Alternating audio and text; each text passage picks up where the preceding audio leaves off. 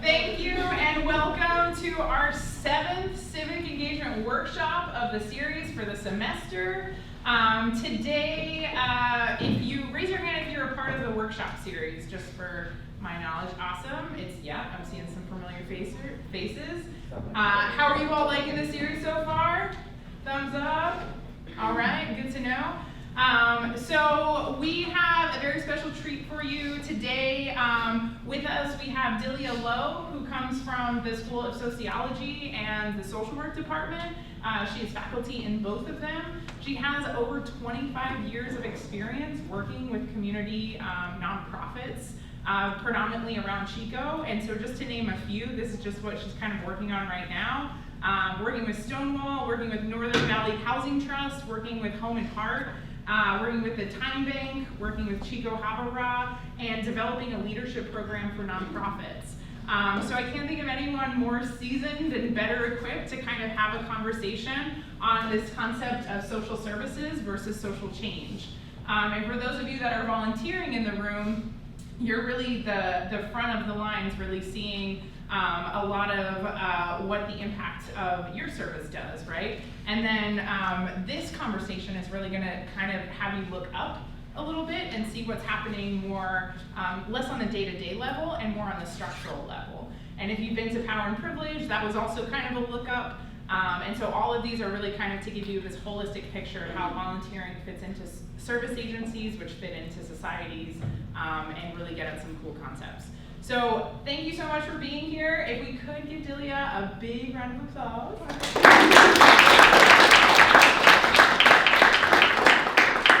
I will leave it to you. Thank you so much. Thanks for inviting me. Couple of things. I don't hear out of this ear, and so I'm going to ask you a lot of questions. We're going to do a lot of interactive stuff. And if you're talking to me and I'm not looking at you, it's because I can't find you. You actually need both ears to pinch one sound. So just wave or point, and I'll find that person that way. So I've been dealing with that for a long time. So don't feel like it's an awkward thing. It's part of life. What else do I want to say? In 25 years, it goes by really fast. And so thanks for clapping, because it wakes me up. I usually teach in the morning and in the afternoon, and I'm like, what, 5 o'clock? Hey, I look at this whole issue of social services and social change a little bit. I've done a lot of work in community organizing and community planning and capacity building, but I've also done a good deal of work in building organizations, small nonprofits, and working for large agencies like the health department and large national advocacy organizations. And so I've seen a lot of different issues from different perspectives. So I just want to have an interesting conversation about it. But more importantly, all of you have such an important role to play as the future unrolls before us, right? Today was the first public impeachment session today. I've seen this twice in my lifetime. This is your first time. Your engagement in politics and society is so important. Your vote is so important. And so I wanted to start off with just a little bit of what does that sound like and look like? What we're noticing is that youth are turning out to vote more and more. And I think there's a lot of reason for that. But let's see if I cue this up correctly.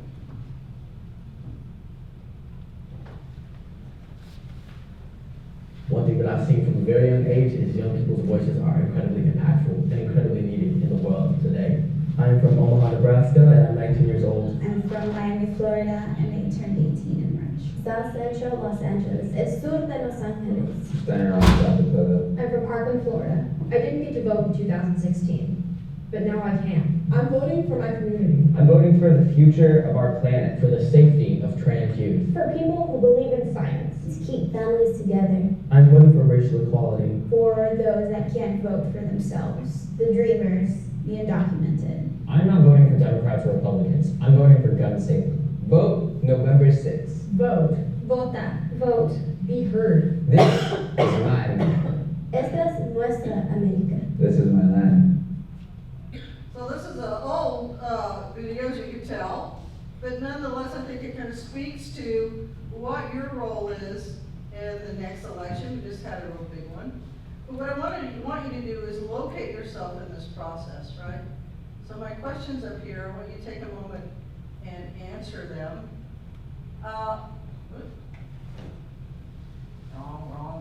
Wrong. Whoa, one more. Where do you see yourself in solving the social problems around you?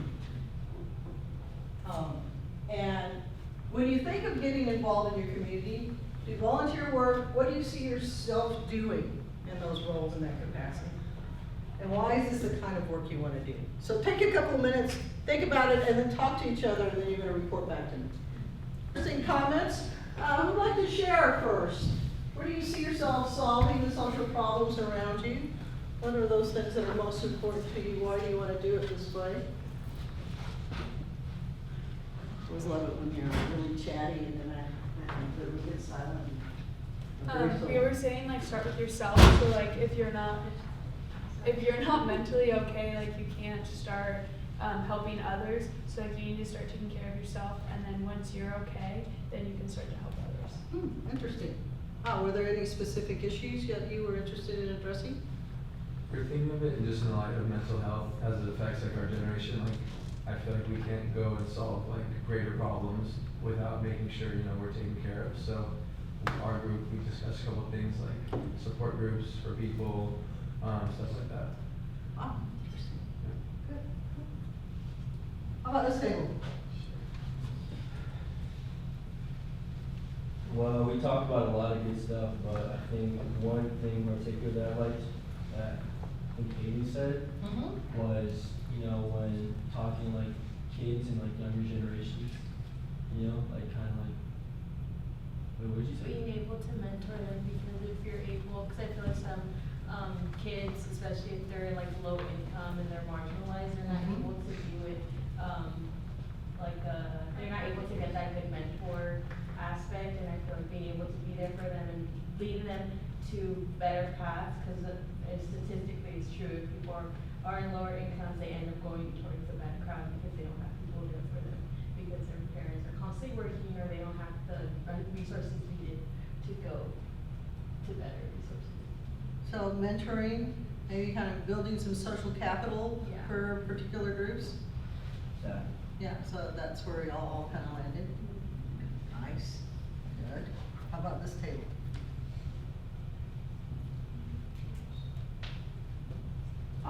We talked about helping other people, and if you have the time to do it, to be able to help people, and like for instance, the animal shelter, you don't realize what goes on behind the scenes. Like, it's not just, what did you say, holding cats? Yeah, it's not just, like, there's more to it than doing that. And so once you like see the behind the scenes and you see how things work, and for Madison and I, like seeing how Kate runs as a program and the volunteers seeing the behind the scenes, it kind of gives you like a bigger picture, and if you're able to help, there's no reason to not do it. Like I was kind of saying that there's a lot of like things that are not, like a lot of the work like that goes into like service work and volunteer work, it's not always going to be stuff that like everybody would want to do, because if everybody wanted to do it, everyone would be doing it. Right. And I think that's part of the thing that I get the most out of, is like being like, okay, like this is like not necessarily easy, it's not necessarily fun, it's not necessarily exactly what I want to be doing this exact moment. Right. But like you're doing it not because like you're not doing it for yourself, you're doing it for like other people, and that's like the most rewarding part, is because like you're kind of like putting yourself in a position where you're willing to like work for other people and like serve them in a way that like it's all for them. It's like not like for you. It's like all for other people. But you do get a lot out of it, like personally. Can you give me a good example of that stuff that's not really attractive and fun to do that you had to do? Yesterday I had to clean like over 20 like dry litter boxes.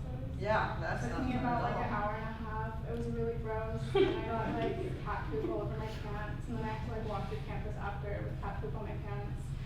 But like, they really needed the help. And Right. like, it was something Yeah. that like they were too busy doing other things that like, and I was like the volunteer there, and I was like, okay, like I get it, because if no one does this, then it 20 dirty cat litter boxes turns to 40, and then it takes so much longer. Right. And there's so many, like, there's people, like, the workers there, the people, like, the staff there, they already have so many other, like, important things that they have to do, so it's like, you just, like, do it. Yeah, we often don't think about just the infrastructure that needs to go into these volunteer opportunities, and yet they're critical, they're very important. Without it, you can't have an operation, right? We probably see that in CAVE all the time. There's a reason that structure exists, and the time and effort that goes into making that happen. I love that example. I don't know about the cat poop, but yeah. How about this thing? I think when we were talking, when we read the second question, or the first question, we were more thinking about the groups, collaborative organizations that we can use to solve problems more than the individual level. So we were talking about like on-campus clubs, like she was talking about how teaching can solve social problems. Sports teams such as soccer or even sororities could be like some social mobilization or social involvement. Interesting. Okay. Finding yourself in that process, yeah. Well, we said like having more conversation, like more conversations, just like in general, they're like in the same space. Especially when it comes to social problems, I feel like sometimes people are kind of apprehensive to speak their mind and say what they really want to say. So having more open conversations could like spell lead to solving the bigger. Interesting. So facilitating conversations in groups, finding connective tissue between different populations. That's powerful work, and a lot of that needs to happen right now. Hello. What did you come up with? So for the first question, the example I gave was, I don't see myself directly solving a social problem, but I can assist by teaching, I guess, family members, because I'm a first generation Caucasian, so they don't have much background knowledge on how to help out the community, outreach, voting, things like that. So I guess whatever I learn here, I'm gonna take that back to them and try to help them out and spread that awareness. So education on issues, Yeah. right? And building awareness in people and community. Yeah, y'all got some good strategies, all the things we're gonna talk about. Here we go. Well, we just thought to like really make like an impact on anything, you really have to like engage yourself, and then if you like engage yourself in something that you actually like, care about or are like at least semi-passionate about, you could actually make a difference because you care about it. So you put in like your actual effort. So then we were just talking about like our volunteer experiences and then how like we sort of did that. Yeah. That's a good kind of launching point to my next area. Is anybody like sitting on anything they wanted to share? Or did everybody feel like they got their voice heard or their idea pushed forward? You're good? All right. So this whole notion of self-interest came up in a couple of different ways. So what's self-interest? Because I'm going to start there. In social sciences, we often talk about being objective and, you know, coming into situations without bias and all that kind of stuff. And the reality is that that's a very challenging thing to do. So one of the places that we want to start is really recognizing that in ourselves. So what's self-interest?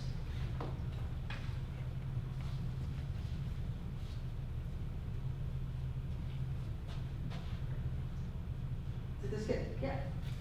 Basically like the intentions of like helping yourself, or like just basically having intentions of like just for like your own personal gain or personal like pleasure.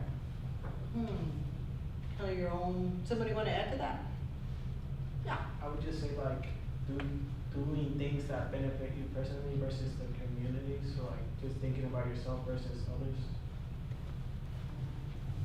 Good. Anything else you want to add to that? So do you think self-interest is a bad thing? It can be. It can be a bad thing. A little bit louder. It can be a bad thing. Sure. I mean, if you're only interested in like things that help you and not the community, then it's not really helping anyone but yourself. selfish. That if you're into ideas that are like, that you like, then also can help like other people, I guess it's kind of a nicer way to see it. It just depends on the person.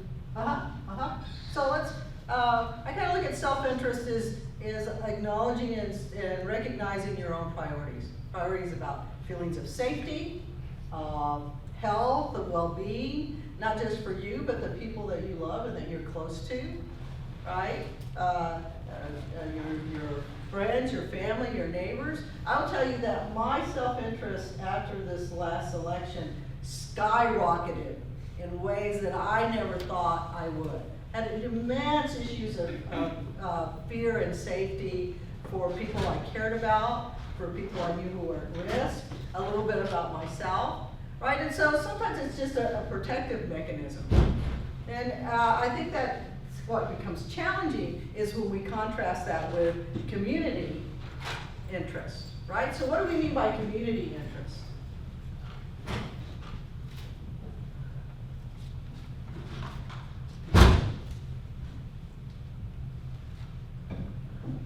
You talk a little bit about it. You made the contrast between self-interest and. Well, I think I would say something that benefits everyone as a whole versus just like parts of the community. So like safety would probably be an example, I think, because it benefits everyone. But I feel like it's doing stuff for the greater good versus just individual people. Anybody want to add to the community interest piece? Yeah. Kind of like acknowledging and recognizing the needs of the community.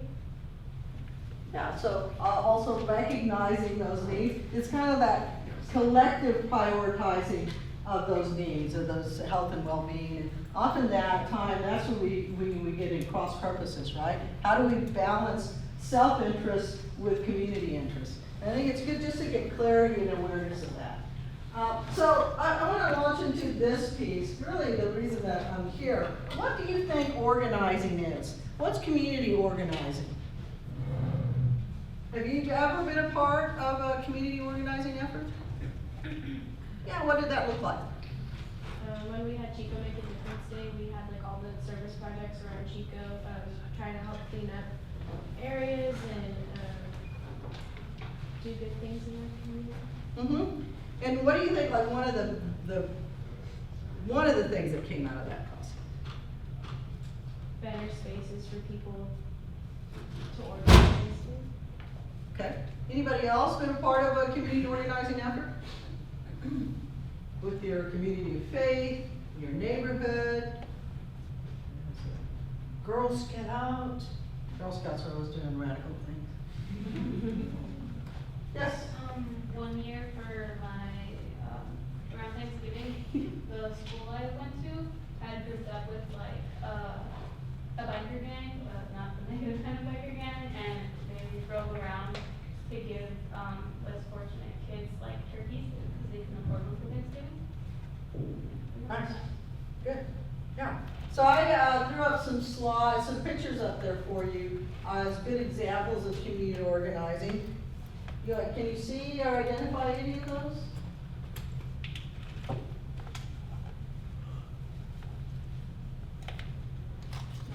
One of them is March for Our Lives. They were the students who were in Parkland, Florida, in the shooting, and the enormous effort that they put forth in really fighting for new gun laws, really changing the way that we talk about gun control, and more importantly, registering a lot of young adults to vote. And I think they made a tremendous difference in the 2016 election, the midterm election, and even this last one that happened in November, because you're seeing more and more young adults vote. So what we want to understand about community organizing, it's about this collective action to improve opportunities for larger groups of people. And for me, as an organizer who values community connection, it's about strengthening that community connection. So one of the things that you talk about giving people more space to organize, giving people more space to get involved, really for people to recognize and understand that they actually have the power to create change and empowering them, right? All right, so let's talk a little bit more about what this can look like. Because when you were talking, you were given examples about the different ways that you can do this for me. When we talked about different ways that we, all the ways that we want to volunteer or do social change or address a social problem, you all came up with different examples of how to engage. And what I want us to do is to look at our opportunities and look at how we can address an issue strategically. So Catherine's handing out a story. You don't need to read it. We'll read it together.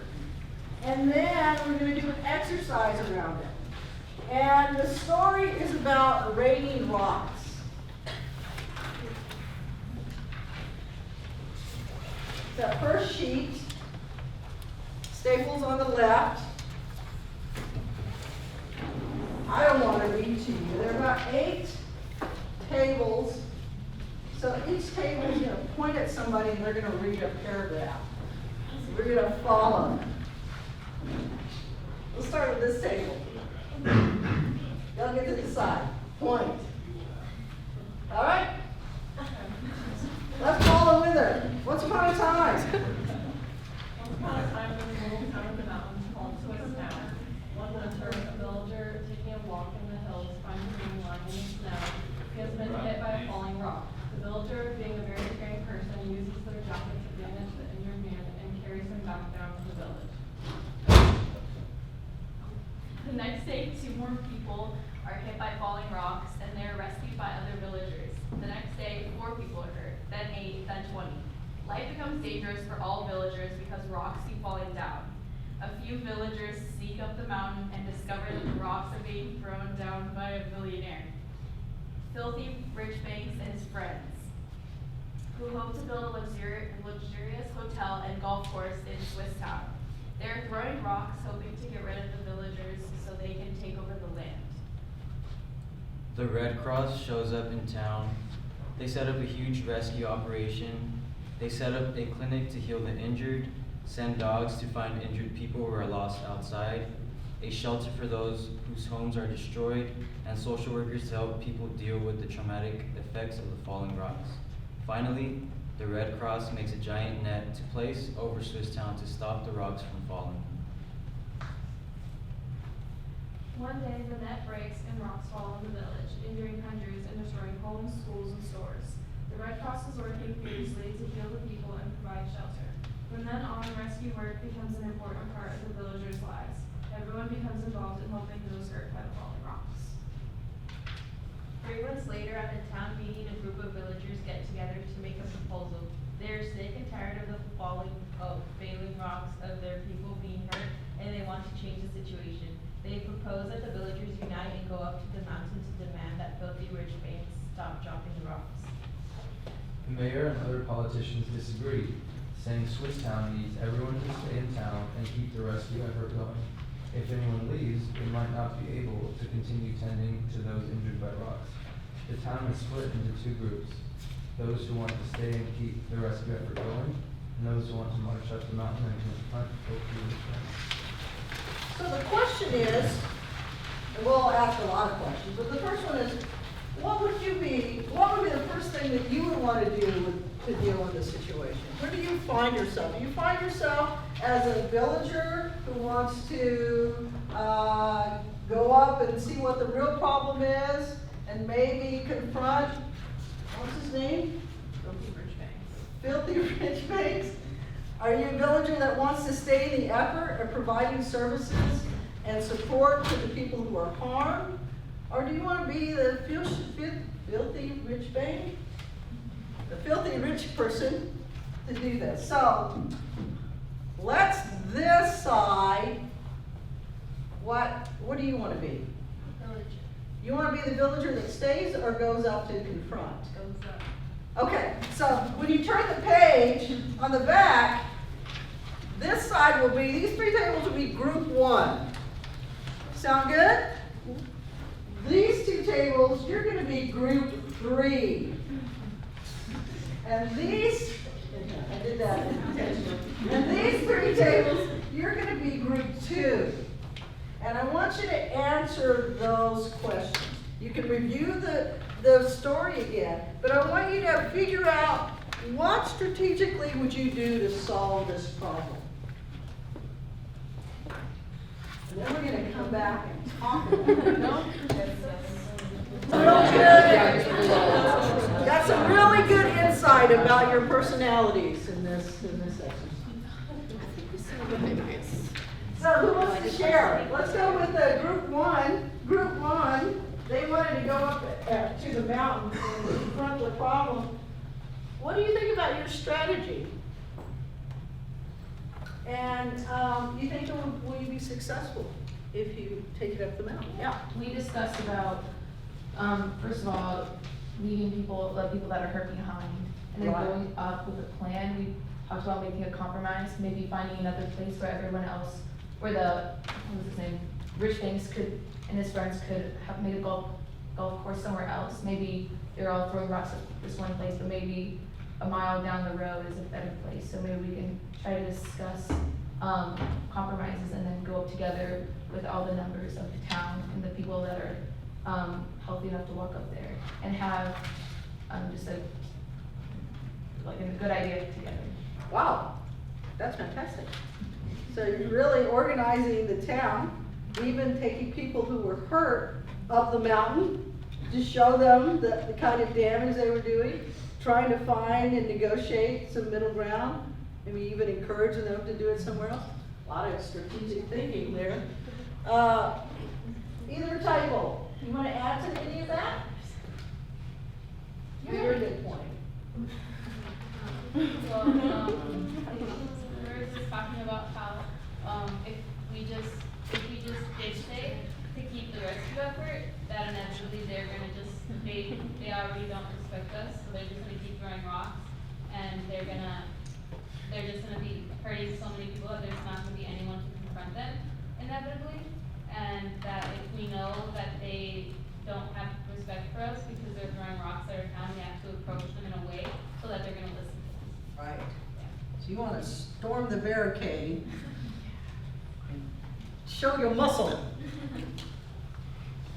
It's actually been very effective in different situations. Sometimes it's the only way that you can do it, right? If the people who are oppressing you will not give you an audience, sometimes the only thing you can do is force your position, right? We have models of that in our history. How about this table? Anything you want to add to that conversation? We were thinking how the strategy would probably work because it's the most direct way.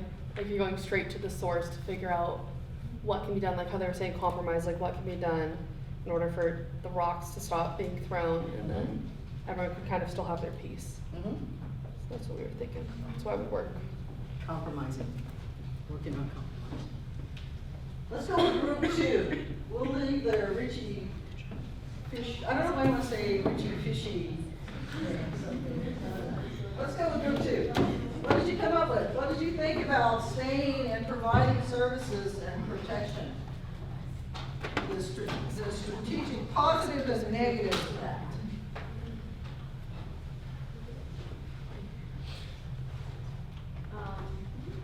Well, so if this was our strategy that we had to do, which we didn't agree with very well a lot. You didn't like the strategy. You didn't want to stay home. Yeah. But we said something she said was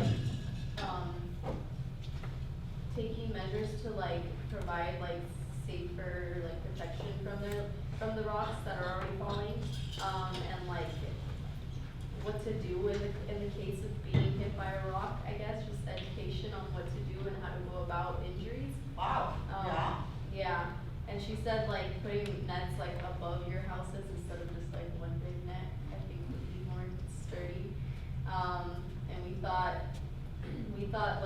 it would be a good thing to help the people that are already hurt and whatnot, but at the end of the day it's not maybe the source of them. So. Right. And you mentioned when I was chatting with you the cost of continuing. So support services, right? That you're gonna run out of people, or you're gonna run out of money, you're gonna run out of effort, right? You didn't like this strategy at all. How about this table? Since we're staying there. Right, you didn't like the strategy either? I think sooner or later we'll build houses or structures that are like really strong, are impenetrable to rocks. Right. So maybe that's something that will happen. And hopefully we'll just hope that he runs out of the rocks. Right. Yeah. And he won't put us anywhere. He's gonna wait it out. It's a waiting game. That was a really interesting strategic response, because there was a little bit of policy there, right? You're gonna build bigger and better structures to withstand the rocks. So what did you, thank you for all that. I thought you did a really great job. Came up with very creative responses. All right. So let's talk about, what did you notice about it? First of all, Group 2 did not like the position that they were in. Anybody want to be in Group 2? Group 2 was the people that were providing relief and support. It's really interesting, because when you were sharing about some of the stuff that you wanted to do, you were kind of in that camp. You were kind of wanting to provide support to people that you care about. Just something to notice. Right? Anything else that you noticed in your conversations and your sharing? How about listeners over there? Because y'all have a different seat. Sometimes you notice things that they don't notice.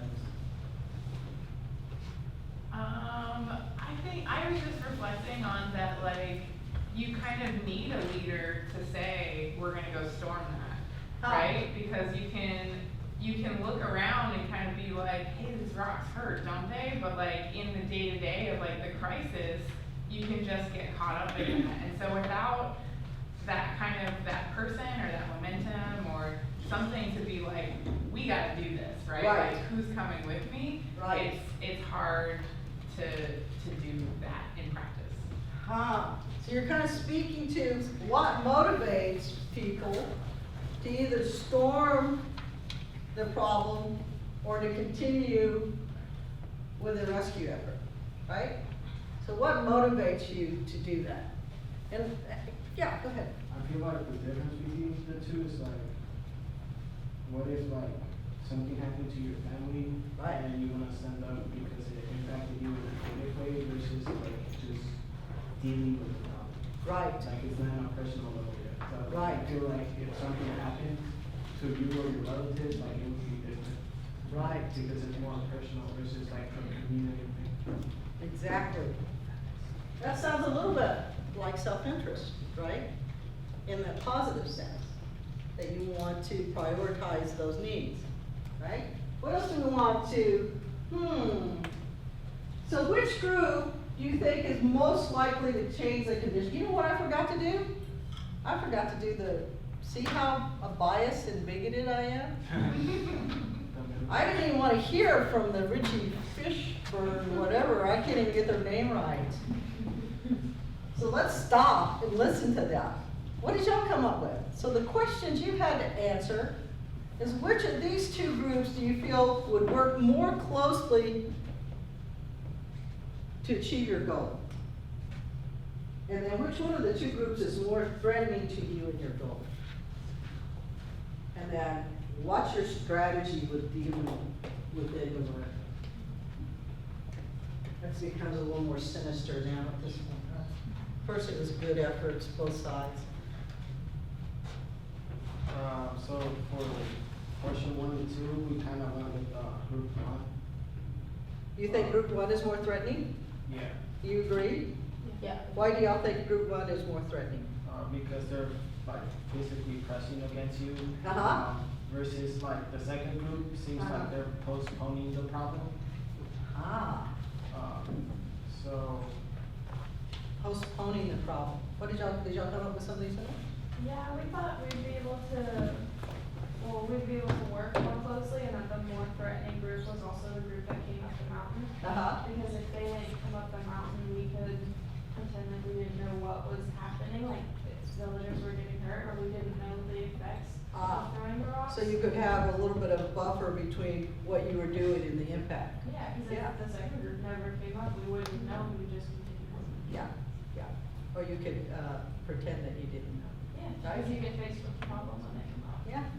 Yeah, okay. So strategy to deal with each of these groups. How could you, Well, we said that if we were like, theoretically, if we were to have to compromise with, the group, like when we were speaking to the group that came to the mountain, we would like suggest that like, since this is like a small mountain town, there's probably like more, it's not probably like densely like packed, there's probably like more space like surrounding the town. And we said that like if with the group coming up would be willing to help us like locate like a better space like near the town, that we would provide an economic boost by like providing jobs through the hotel and the golf course, and like bringing like maybe like tourists to the town, which would like benefit the town in an economic way. so for clarity, are you suggesting that you would work with this group one to relocate your conglomerate of rock throwing and land grabbing and greed? Or are you saying, let's move the town somewhere else? No, like we put the hotel Somewhere else? Okay. Because it can happen the other way too, right? Right. Did you want to add to that? Sure, so we kind of have the same idea, like mutual agreement, but we kind of have like three options, like we either have the option to like share the land with them, buy the land, or offer like she said, relocate them. But like in a sense, like not make the decision just because we're the filthy rich bank and friends, but like us with the villagers that we have the problem. Right. And then for the second group, it was kind of harder. Because? Because they were putting their effort to solve the problem. Right. And since we're the bad guys, we're also not trying to solve their problems because we have a goal of like setting the hotel and golf course. Okay, so you're talking about this group that's rescuing people? Yeah. And you're saying that it's harder to work with them? Is that what you're saying? Well, in a sense, yeah, because they're assisting the villagers. Right. Versus like assisting in solving the problem. Right. So we just have a spokesperson, but we did not get much detail after that. Okay. Yeah. Interesting. What do you think their role is in this whole dynamic? We kind of spoke to it a little bit over here. What do you think their role is? And keeping stuff going day to day. Yeah. Yeah, they're keeping stuff going day to day. They're kind of in the trenches all the time, right? And oftentimes when we're in the trenches all the time, it gives us very little energy or effort to do anything different. So in some ways, they become a buffer between you and them, right? You and group one. You want to look at that dynamic, right? So, which of these groups represents community organizing?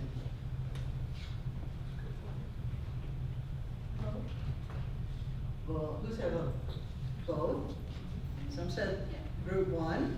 Why did you say group one first?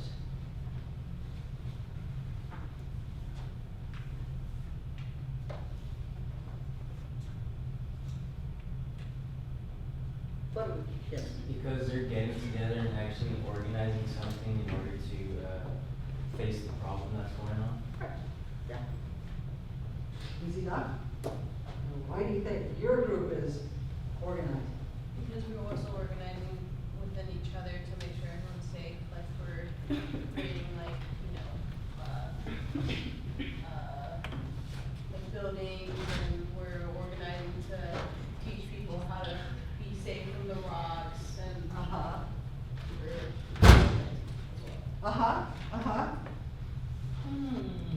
Maybe less so than they are, but in the smaller sense.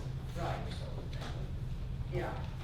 I kind of like your example of building new buildings and kind of pushing that policy, because it's, for me, community organizing always has an element of empowerment and collective good, right? And oftentimes services don't offer that. They might be serving an immediate need, but not an empowerment component. Is that clear? Yeah. But yes, you're doing collective work to help people. We want to look at organizing. So does filthy rich banks want the rescue effort? How does the rescue effort help filthy rich banks? Y'all want the rescue effort? We kind of answered some of this already. You want the rescue effort. Why do you want the rescue effort? You kind of said that like that group is a buffer between group one and us. Yeah, yeah.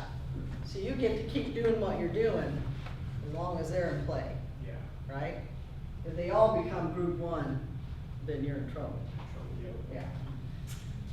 All right. So, let's keep it going. So I want to talk about this, because you know, when you read this story, you think, no, that's kind of silly. But it actually has real life application, right? What's the role of people in power?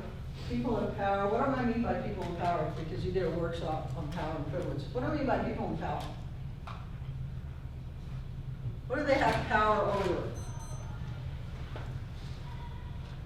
Don't make Catherine look bad. Resources? Resources they have. They have power over resources, and you raise your hand. I was actually had this burning question of asking the group which group was the most powerful. Okay, let's answer that question. Which group is the most powerful?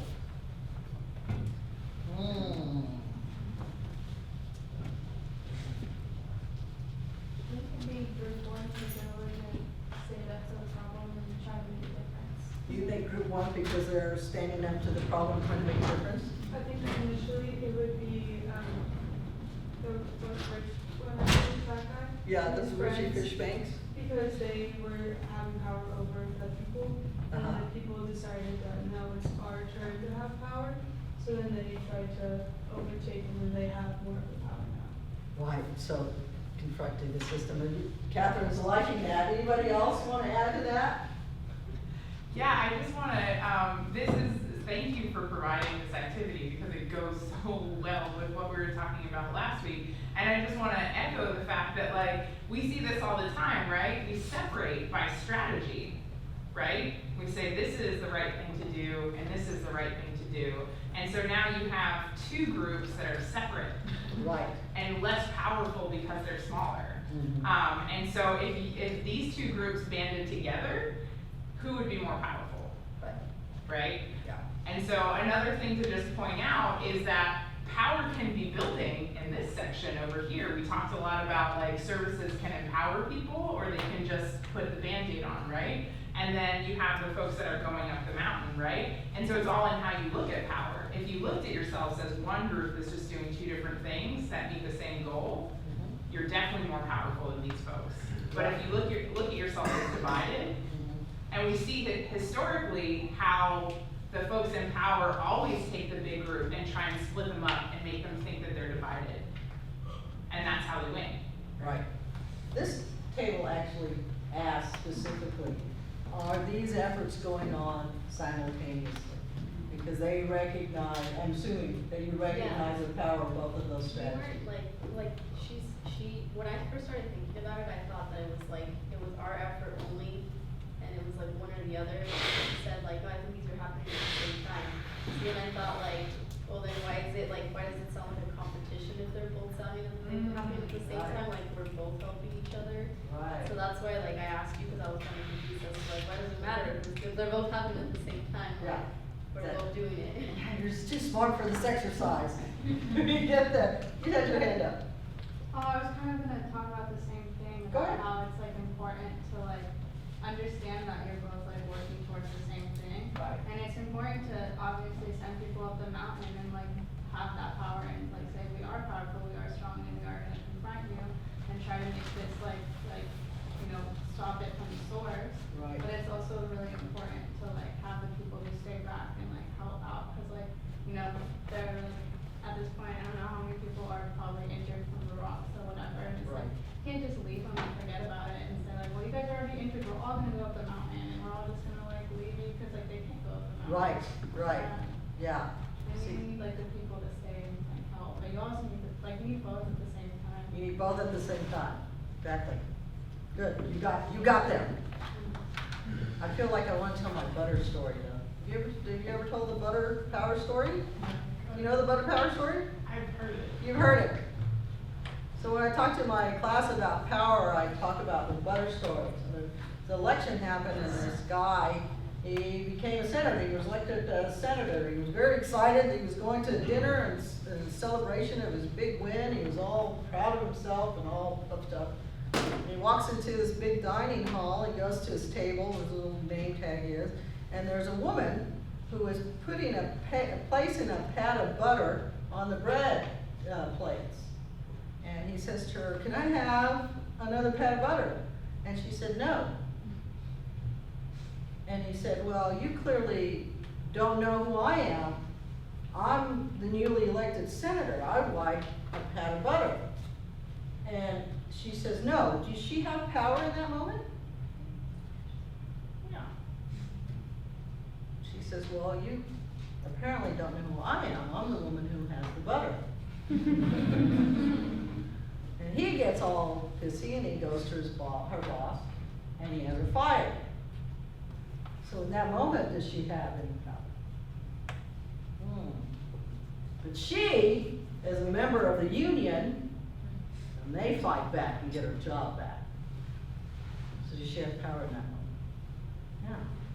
So somebody said it over here, it's about control of resources, but it's also collective power, right? It's about, and it's also individual empowerment. That's why the story's so great. It's a person who recognizes their own power in a situation and is able to give voice to that. It's a person who's backed by a group of people that can support her, and also kind of speaking to a power dynamic, right? I love this story. Blah, blah, blah. So I wanted to talk a little bit about the Campfire, because when I created this presentation the first time, a lot of the examples that I had were about the fire and what was going on, and the fact that the fire was created by climate, environmental issues, right? And we were stuck in this dynamic of, well, how do we respond to this issue?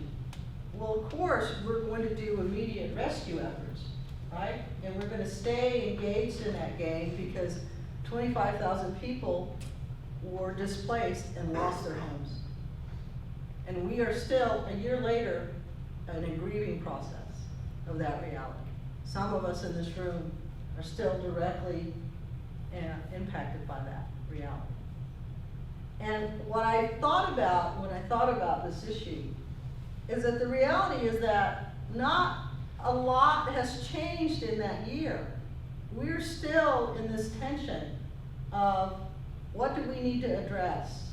Where should our efforts go, right? We know there was just recently, in the last couple of months, a big climate control conference in New York. Greta Thunberg came over, there were a lot of protests, a lot of recognition from youth that their future is in peril. We are losing so many resources to environmental issues, right?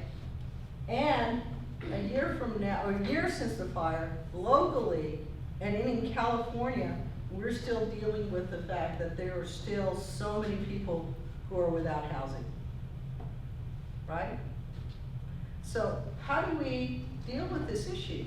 How do we go about resolving, strategically addressing what's going on? And when I talk about we're still dealing with this issue, one of the things that I'm also doing, and I left off of that, I'm working with supervisors, program supervisors who are dealing with case managers who are providing support and services to families who have been impacted by the fire. And there are two things that they're dealing with. One, a lack of affordable housing, the fact that they have money to pay for case managers, but they have nothing to refer these people to. So the level of stress and burnout among those employees is going up because they can't help the people who are most in need, right? So even though we're doing these social services and we're trying to provide a support, we really can't move them to any other place at this point, right? The other thing that's happening is there's just no housing. We have case managers doing the work, but we have no housing. So what's our strategic approach to this problem, right? So I want to go to this point. I'm going to jump all past this. And we're going to talk about ways to make change. And this is also part of your handout. And there are different ways to create change. One of them is services. And if you notice, there's a spectrum here. When you talk about accepts the pyramid of power the way that it currently exists now, and the other one that challenges the pyramid of power, very much like the rock exercise that we did, right? So one way that we try to create change is through services. We supply basic services to people who need them. It's often food, clothing, shelter, or money. And then there's this element of self-help. People affected by the problem do something to help each other. That sounds a lot like social capital, right? You talked about this a little bit. You also talked, when you were talking about the ways that you want to help, some of these strategies came up. Education, letting people know what the issue is or about the issue, so that people affected by the issue can understand the problem. You talked about that, about educating your family, helping them recognize what this is, right? And advocacy, an individual, a group, or an organization that cares about a problem, pleads its case on behalf of the other group who are directly impacted. Right? Done a lot of advocacy. So if you go to the sheet, I want you to be able to look at those terms. The last one is community organizing, bringing people together that use their collective power to win improvements in people's lives and challenge and change the system of power. So the problem I want you to address is the lack of affordable housing for students. Because affordable for housing for students was an issue before the fire, and it's progressively gotten worse since then, right? And currently, I'm on tape, the campus, the administrative leaders don't think that there's a housing issue for students. And we all who know who are doing housing believe that there's actually a housing issue for students. There's no affordable housing. Anybody experiencing the challenge of affordable housing? Yeah, it's scary, right? So what I want you to do is come up with one example of each of these areas, of these ways to make changes around this problem, the lack of affordable housing. Can you come up with, this is 2 examples, but at least one. Come up with at least one example of each of these categories of how you would address that issue. Now that you've got kind of community organizing piece. Now these are specific ways to do community organizing. Is that clear? All right, come up with some examples.